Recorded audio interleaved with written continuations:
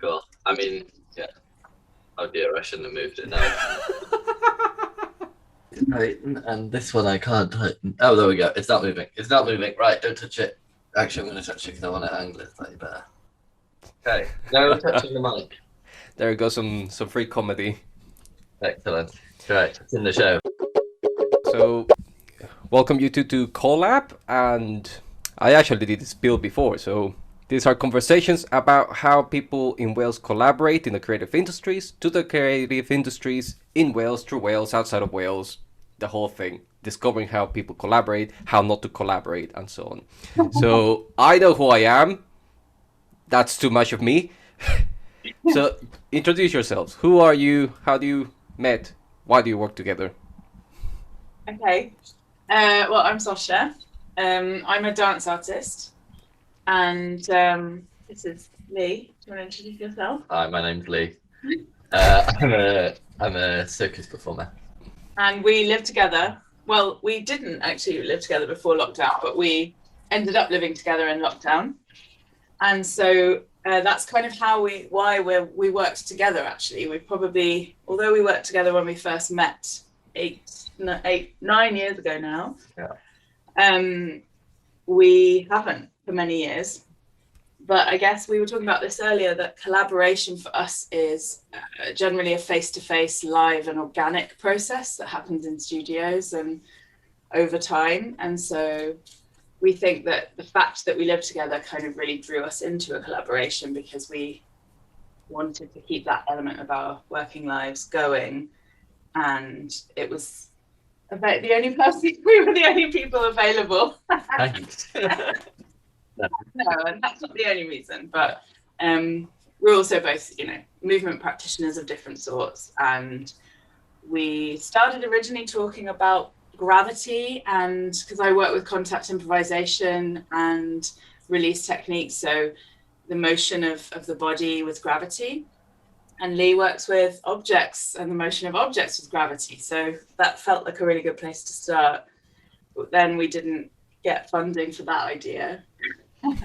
And we looked for what was possible to just do, just do it and keep us creative and keep us going. Sans funding. So it comes from a place of just we need to make, and we just so happen to be together. Might as well continue. Yeah, I mean, in terms of the idea generation, as we say, we had an idea for a collaboration that we didn't get funding for, and that was kind of beyond the scope of what you could just do. I think there's a different version of the world where we would have been able to just do the project that we had in our head, but it involved a lot of interacting with the public out in parks, within a kind of COVID context. But we had this idea, and so just to do that, it's a difficult project, as far as kind of what people kind of let you do in public spaces, and it had a lot of question marks and asterisks and things that you need kind of a certain level of production support to be able to do.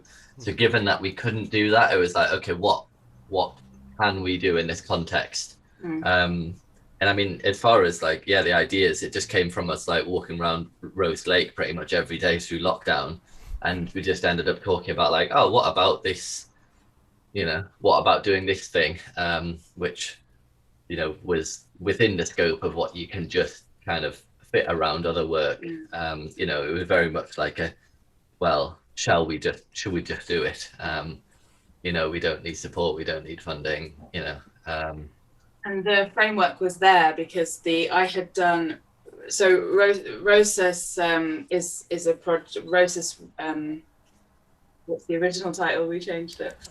Rosus Remixed is a project that existed from Anna Theresa de Kirchmacher, who's a choreographer in Belgium, who she has this incredible piece called Rosus Dance Rosas, which is very famous. And she, in 2013, the company opened up the process or the basic building blocks of that piece and invited people to do their own remixed version of it. And I did it with my youth company at the time that I was directing. So And we were reminded of this project because she re-released it and encouraged people to go back to it, given that it was such a lockdown friendly structure of seated dance movement. And my colleague at the university where I teach was doing a version of it with some of our students. So we were reminded, and Lee said, "Oh, that would be really cool if juggling balls." Yeah, I'd never seen it before. I saw this, student presentation, and had a lot of questions about it because I could see that there was a kind of there was some wider context to it, just through the way it was choreographed and constructed within a Zoom format. There was clearly something going on, so I was asking Zosia about it, and she explained the context and the framework that came from it. And it was, what happens if you put juggling into this, was the kind of immediate question. Yeah. So that's a question I had on my notes. So is Rosas now part of the public domain by that 2013 project releasing the process? Do you know? Yeah, the kind of videos making it available to learn the choreography were still online at that time. I'm not sure if they're still around now, but yeah, she kind of went, here's this choreography, make it your own. And there was a big response to that. Yeah. It's kind of, they've got a website where they have like several videos where they take you through like the base vocabulary, and then they begin to suggest ways that you could remix it for yourself. It's very much like, here's a certain amount of the choreography that just exists, just to kind of get you in the right style of movement in the right area, and then there's a very incredibly open invitation to now do with it whatever you want. Is part of that kind of that invitation that they give.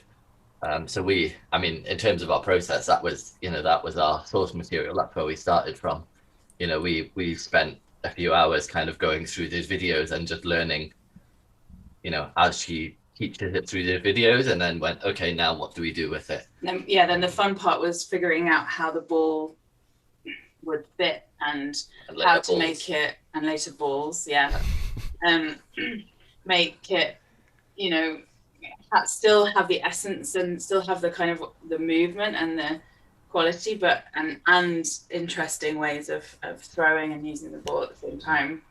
And then I suppose you asking about collaboration, there's us and our desire to collaborate together because we were able to be there together physically. But then also there's wanting to collaborate with others and to work with a wider group.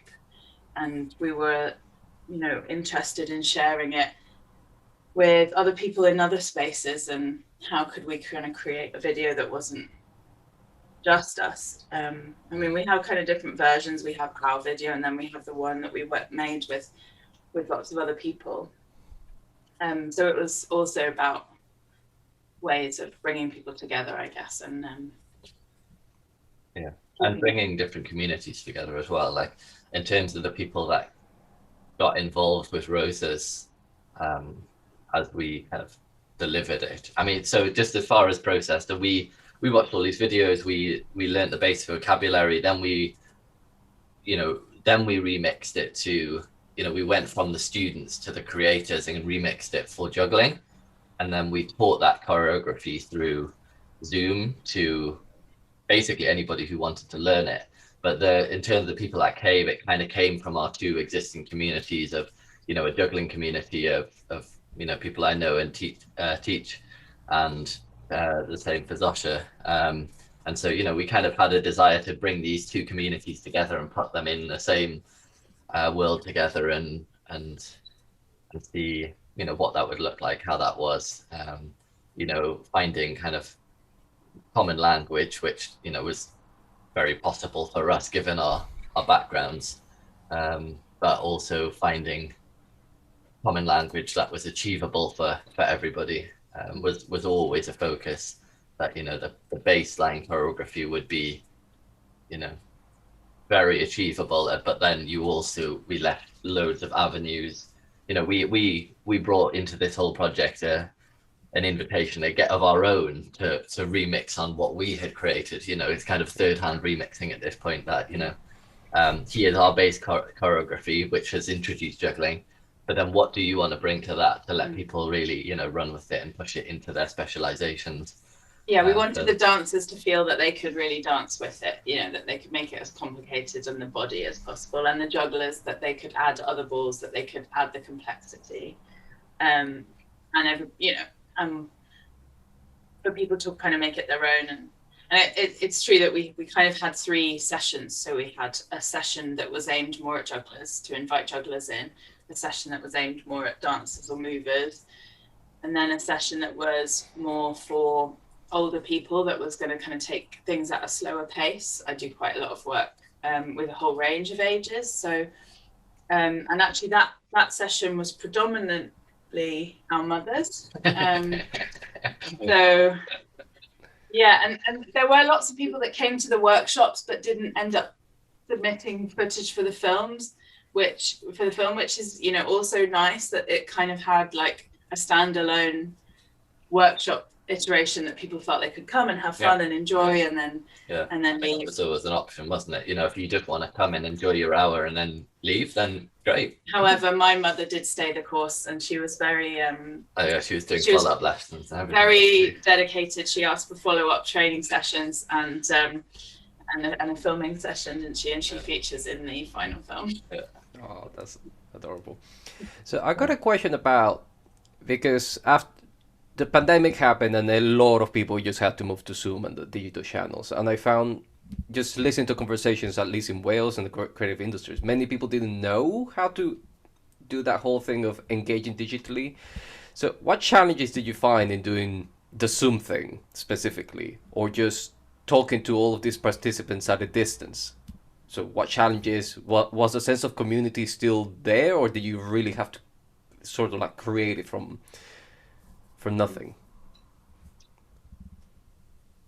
Yes, well, I think the one thing about a Zoom room that, and I feel like it's a space that's created by intention. So if you're kind of, there are ways of being in it, like you don't feel the same level of connection perhaps, but if you think about it, the space is created by the desire to be together. It's not a space in and of itself until we're all here, and then it's talked about as a space and everyone's kind of together. So I think if you see it for what it is, for what it really has to offer, rather than try to make it a replacement for something we couldn't have, then it becomes a tool in and of itself that you can enjoy and celebrate.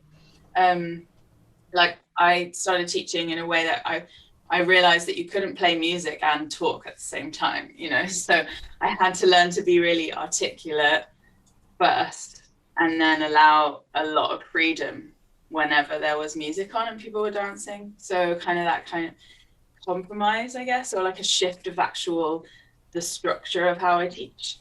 And also like, we did a sort of certain amount of swapping and changing, didn't we? So like one of us would be demonstrating and the other would be looking at the screen and connecting and checking on people. And so teaching together enabled us to kind of cope with that, because you're not really, you know, you can't watch what people are doing and do it yourself as you can in live. Yeah. I mean, there's elements of it. We didn't go into this too much in Rosa specifically, but there's elements of kind of deep teaching and delivering and, you know, working with the community within Zoom that aren't a compromise at all, and allow you so much more potential. Like I know I've, you know, really made use of the ability that, you know, ultimately within a workshop, if you got something quite detailed, then you can just put the camera wherever you need it to be and everybody can have a front row seat. Like the things that I've taught on Zoom that if I imagine trying to teach in a room with people, it'd be a nightmare, because like, you know, if it's quite detailed, then you just can't physically get people around close enough to see what's going on. Whereas, you know, I can, you know, teach with 2 cameras, one at the front where I can talk to, and then put one like right above my desk or something to be, you know, you can really see my hands or whatever it is. So there's elements of it that are really good, but and people, that are in different places. Our mum's doing the same dance class when one's in Newcastle and one's in Pembrokeshire. Or if in real life they would never have done that project. Like if we'd just been running classes in Cardiff, not a chance. We would have got that particular group together. We had people all over the UK, and Santa in London, and all sorts. But it's interesting with community as well, because within that like video project we had, as I say, like several different communities, and we ran these different sessions with different focus, but equally they were never exclusive. Like we're running a session for jugglers with a juggling focus, but anybody could come, and people, anyone did come. We did have dancers come into the juggler session, and we had jugglers come into the dance section and that was great. And it was really nice to start to see the leaking of those communities, and to see those different learning styles and those different approaches in one space. But then equally, within the video, we brought everybody into one frame, and that, there's people in that video that never met each other because they were just at a different session. But everybody was connected, everybody, knew several other people, and, it was an interesting kind of community in terms of the final video, just because the nature of doing things in Zoom, and the fact that, it was easier for us to run a session in Zoom than it would be if we had to go to a space. And so we're able to do several of them. And so, the bar to entry, or the kind of initiation cost, as it were, was quite low. Yeah, we wouldn't have been able to run this project for free, would we, if it hadn't have been kind of in our house. It also, we did get busy, and it did spread out. We kind of intended to do it quite quickly, and then it ended up taking months and months, Yeah, we did it right as the world was starting to like open up a little bit in the autumn, and it was like, oh dear, all of a sudden we're really busy, and I've got this, crazy multi-level edit to do, and it was just something we were fitting around our lives, so it did get complicated. But I think that the digital realm does allow for a little bit more of that flexibility. Yeah, you're not having to book spaces or anything. Like ultimately, like you don't want to do this because people don't turn up, but there's nothing in theory stopping you going, right, we're on Zoom in 10 minutes. You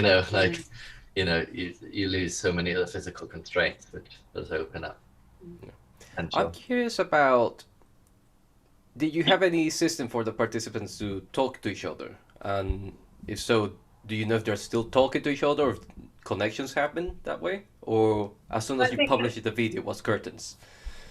I think the long term, the same with real life applies to Zoom, in the sense that a group that is more long term will always be, it takes long term investment to build a sustainable, connected group. And what we found is that the most committed participants were from Lee's existing juggling group, and the ones who have also maintained connections.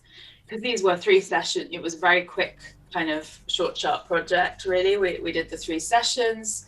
We did some videos that would enable people to practice at home and to give them sort of parameters for filming themselves. And then we waited and invited videos back in. Yeah, because there was an element that you didn't even have to come to the session. You didn't have to come to the session. We did it as a video tutorial as well. So there was a kind of invitation, but we didn't get that sense of like building a community over time as much as we did in our separate sessions. I think, Lee had this juggling session building with no kit state, and they ended up being the ones who were really invested, most apart from my mum, who, her commitment is unfounded, unprecedented. And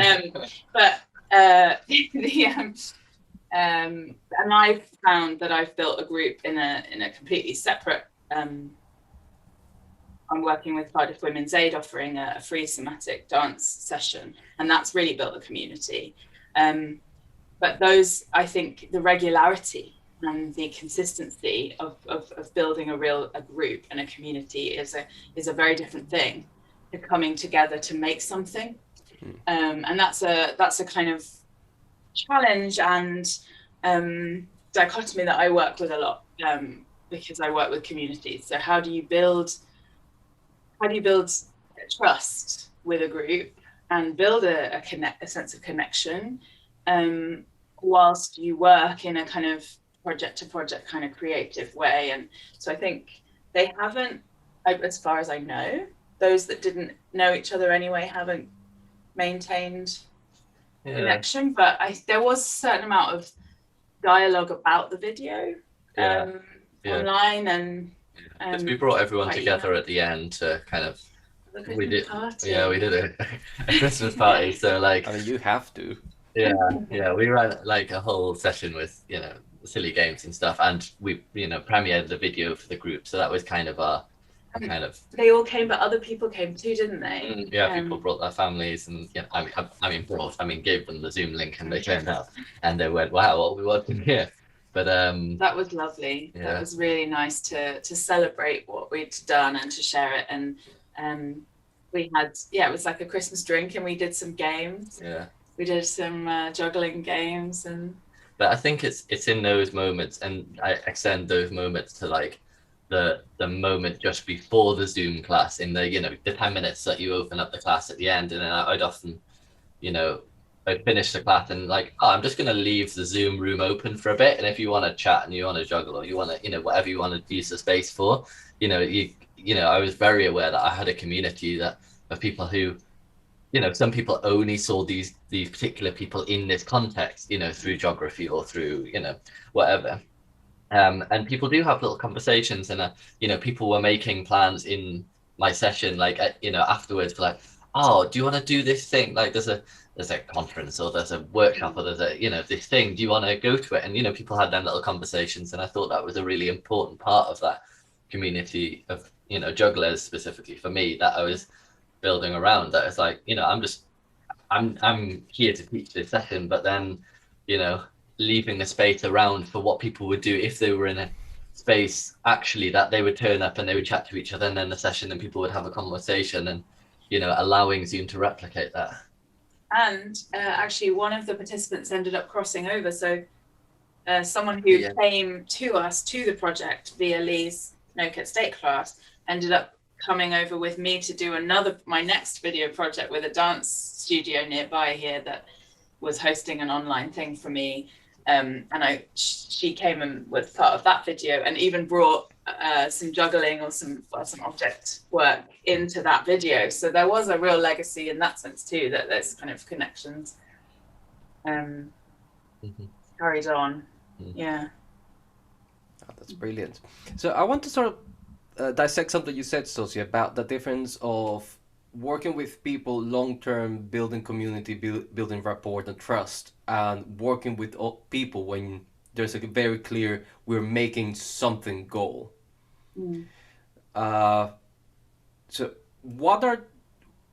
can you summarize, like, what's the difference there between those two approaches, and what challenges do you think exist currently in the creative industries in Wales, the way we work and get funding, that may stop one for another from happening? Well, there's this quite clear division in the funding, and I think it's possibly even more so in the new system that Arts Council Wales have brought out, where there's this kind of create funding, as it's called now, that's about artistically driven work that is usually project outcome focused and is time limited. And then there's this kind of arts and health and well-being strand. But at the same time, there's a pressure for everything to be community-minded and about arts, health, and well-being. So, but what I've often made work with a real interest in working with communities and bringing communities in. But what tends to happen is, if you're working on a project and you want to, say, bring in participants of a particular age or from a particular background, you end up sort of parachuting. words, very early. Parachuting into a particular community. And so what I've done is I've ended up building a bit of both. So there are places, like I've done a summer school in Pembrokeshire every year for over 10 years. And that has built a community with consistency. And that is kind of both, because for a week, we meet every year and we work and we make a show. So we have this time limited project. We're all making something and we work towards it. But I also have the consistency that I can go, see you next year. I will definitely be back. And that's taken quite a lot of effort to build. But then when I say another time I tried to do a project that was dance and spoken word, and I wanted to work with young people in Cardiff, but I didn't have an existing group of young people in Cardiff. So I ended up with a very kind of small group who were nevertheless fantastic. But what I learned is that what I really need is partners who are doing the consistent work. So now I work a lot with Rubicon Dance because they do this consistent building of trust in their community. They have these regular classes and these regular community practices and outreach that engage people, because engaging people in something new and something creative and scary is a long-term process. And otherwise you just kind of skim off the people who are most keen, who are doing these things all the time, who easily hear about it, do you know what I mean? It takes time to build. So I think an ideal kind of ecology is one where there are people doing that long-term engagement for whom it suits to have that regular baseline practice. And then there are partnerships that come in to do these kind of more project-focused kind of short, sharp projects. That you need those things to work in conjunction, you know. Does that answer your question?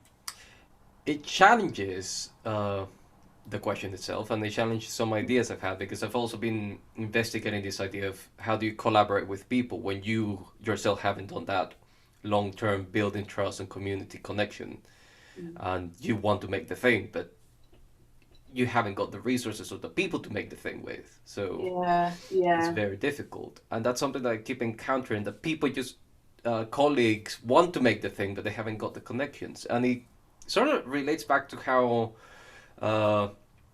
Aunt Teresa made roses available to everybody. So it's that opening us, here's the thing, I want to do the thing. Come to me, talk to me.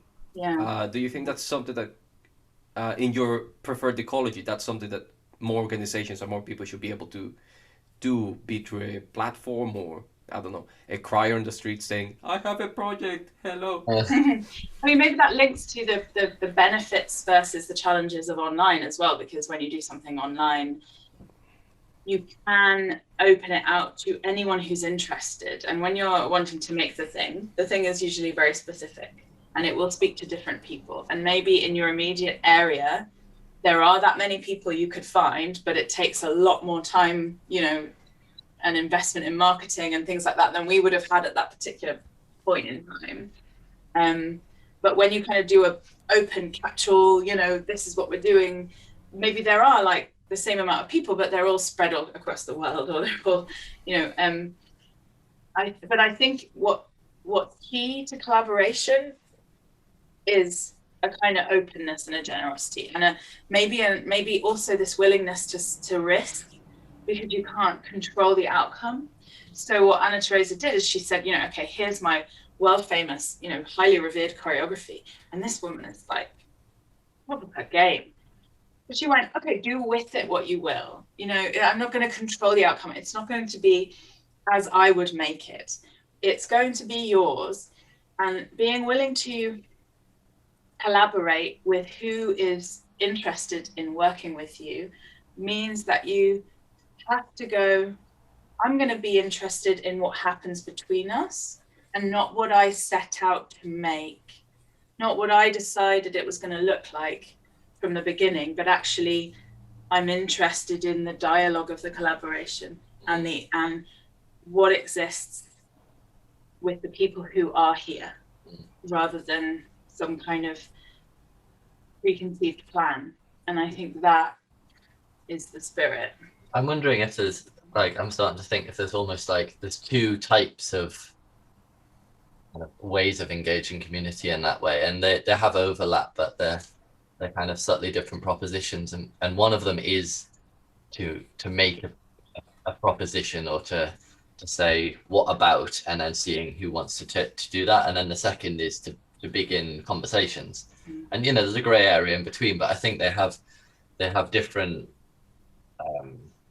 ways of working in a way. To kind of propose something, you have to put a lot of work in on the front end to be really clear and to think a lot about what your proposition is, to make it a proposition that is, digestible and approachable, and to target it at the right people. That's essentially what ours was. We put a lot of work in on the front end on making the choreography and thinking about what it was and who we would target and who, making it accessible to everyone. But then once it was out there, it was like, you give away the kind of control of like people are going to do with it what they are, which is the total joy of that moment of like, well, now we're just going to sit and watch our email for a few weeks and see what videos come back. And either beyond that moment, obviously we edited it, so we had that, but people are going to do what they want. We did edit it, so we had some control, but we also made a commitment that everybody would feature and everybody would, completely. That we weren't going to marginalize anybody. Everyone who submitted a video was included, and we worked. Well, you worked very hard on making sure that everyone had equal presence. It wasn't like a tokenistic thing. It was about everybody. A different way of working that I'm kind of thinking about is like, the idea of just starting conversations, and I think then the barrier of entry at the beginning is much lower.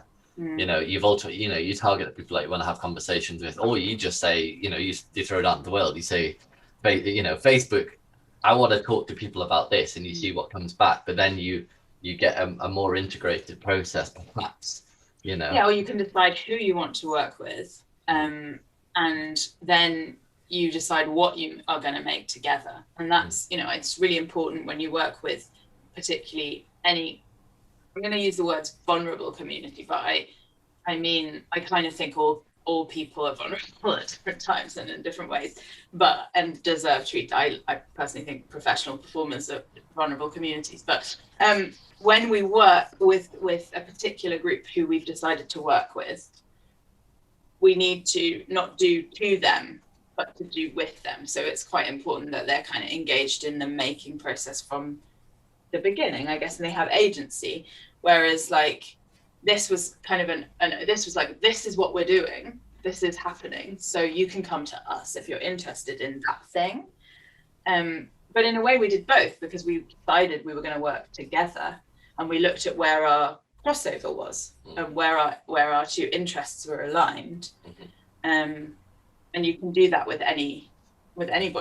You could meet anybody and go, okay, where are our interests aligning? What might be interesting?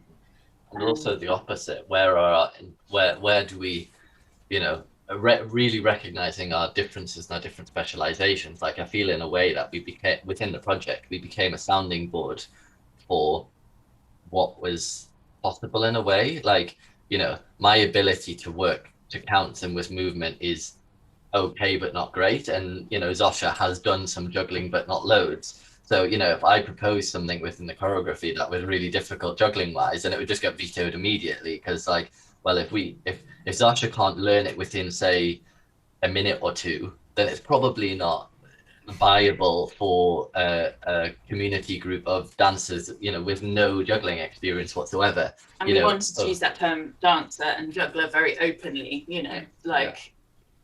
whoever wanted to be part of it. We didn't want there to be blocks. So we wanted it to be really scalable. I acted as a kind of a mediator on the juggling skill level, and Lee acted as a mediator on the dance level. Although, to be fair to you, you've done quite a bit more dancing than I've done juggling. But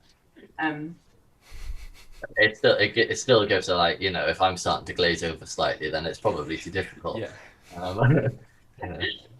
If I drop things on the floor, yeah, like, okay, we're probably going to cut that.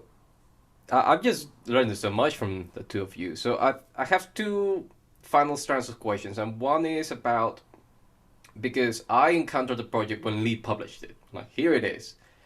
So there's a question about specifically performance, which tends to be live and connection, and there's all the stuff going on that makes it all a whole event. What is the translation of performance into content, specifically in the context of YouTube? Is now content, did you say, a product, essentially?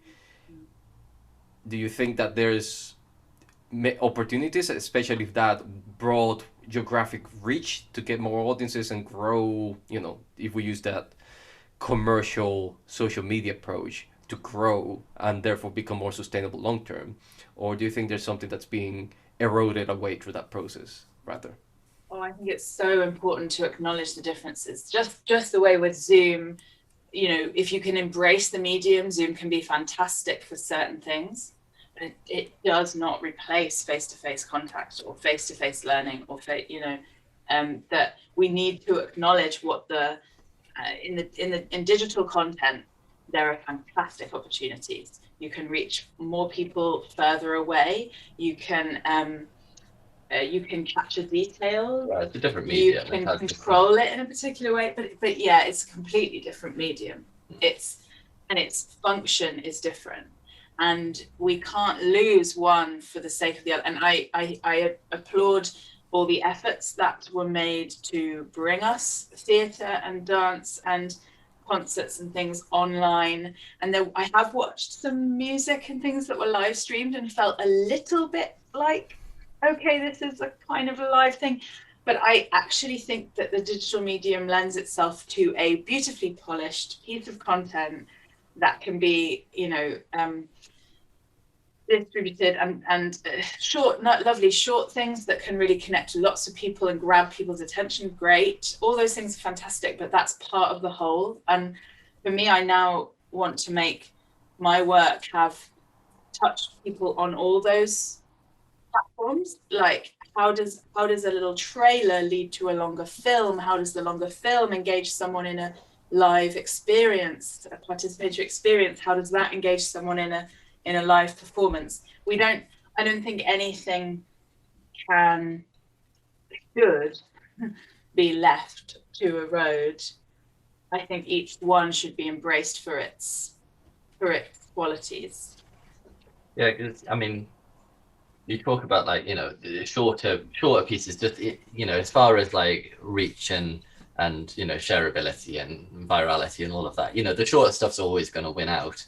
But then there's also a total joy from, you know, if somebody wants to do like a durational 24-hour piece and, you know, live stream it, and people can just drop in and out of it. You know, you're allowing a level of access for an audience that, you know, it could be really hard to do in the kind of the real world. As far as, you know, I mean, I find it, I you know, there was like a 24-hour running race, and this is outside the arts, but, you know, I would never, you know, go and stand at a racetrack and watch that. But yeah, I could just, like, you know, tune in occasionally over 24 hours and, you know, see what's going on. So like the world of like live stream and video and stuff does allow these like different ways of engagement, which are really interesting on the, you know, on both ends of the scale.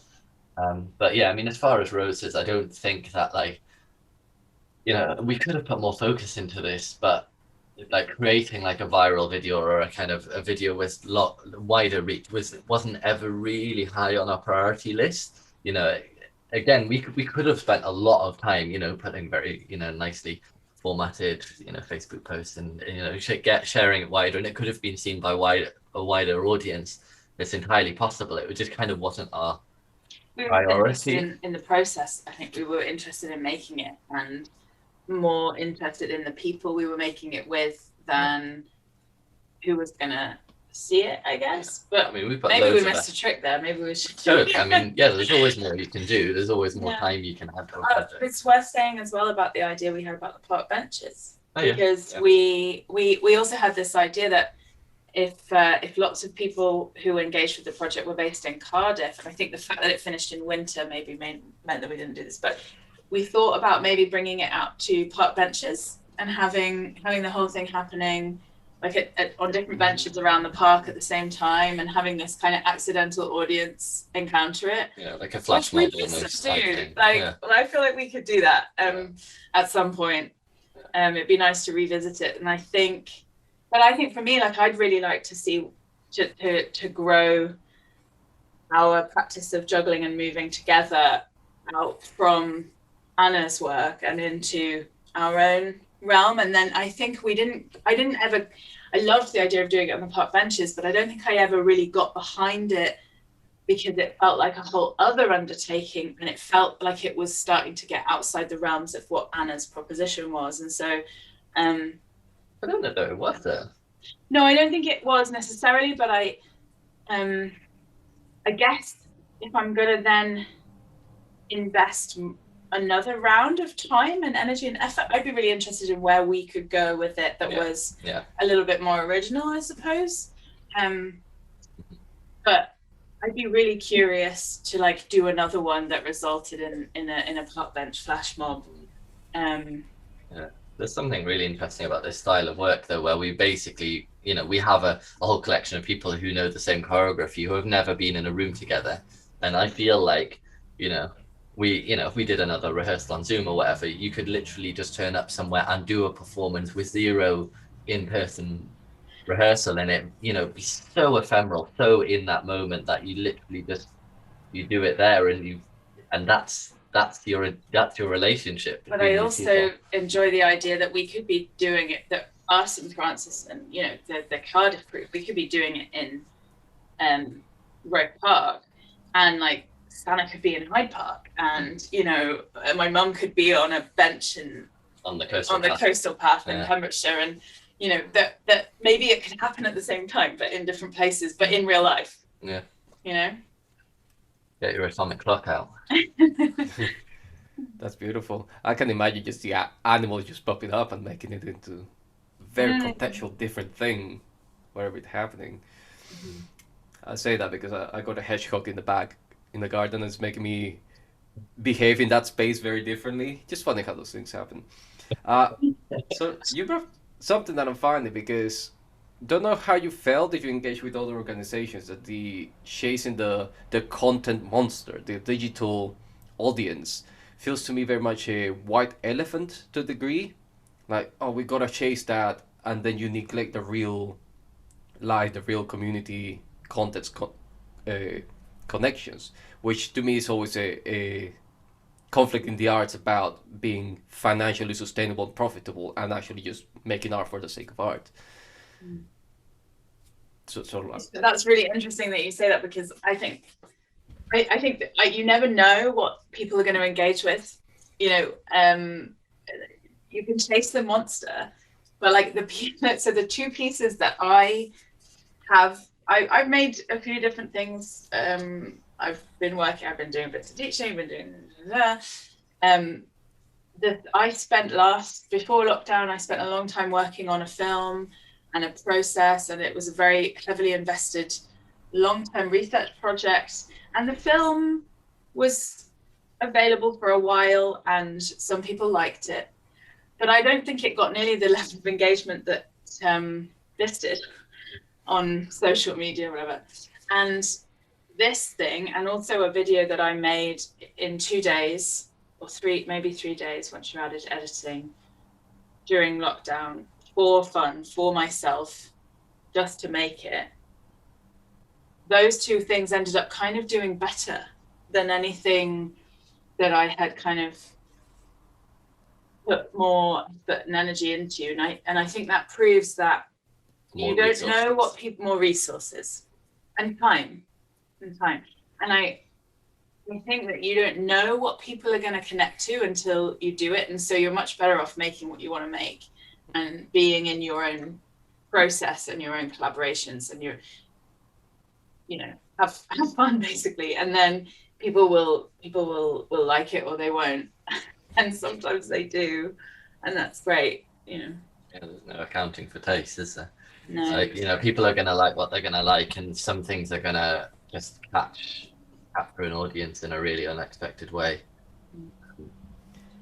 Well, to wrap this up, why don't you give us, well, I say us.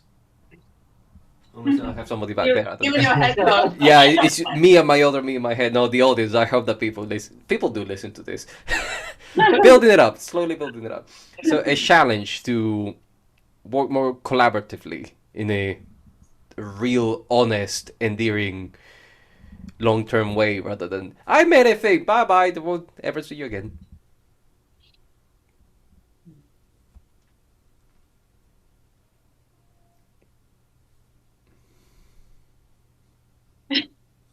That's a head scratcher. Challenge people to work more collaboratively. I guess as far as, I mean, I spoke earlier about like, conversations versus proposals or invitation, but ultimately they all, I don't know, I guess if you're gonna kind of collaborate with somebody on something, then it has to start, you've got to start a conversation with somebody. You've got to take that thing that's in your head and go, I'm thinking about this, and just see what they say back. That was us walking around the lake going, I'm thinking about, my thought was, I've always thought about what it would be like to collaborate with dance to, I'm a juggler and I'm great at throwing things in the air, but the thing I struggle with is integrated movement. I am really interested in collaborating with a dancer who will come with that energy, and then just seeing what Sasha said back to that. It's all, it all grows from conversation, which feeds excitement and feeds energy and feeds ideas. So yeah, I guess that it's start a conversation with somebody. Yeah, and let it be what it is. Yes, and